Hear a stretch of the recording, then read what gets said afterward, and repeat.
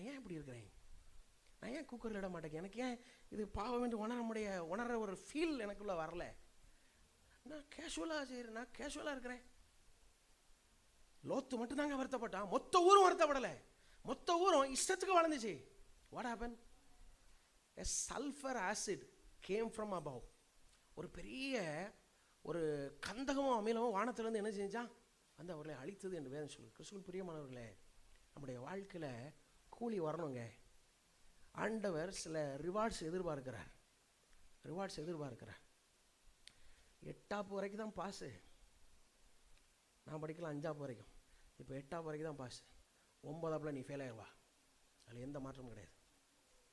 your grace period is over. கரெக்டா இல்லையா?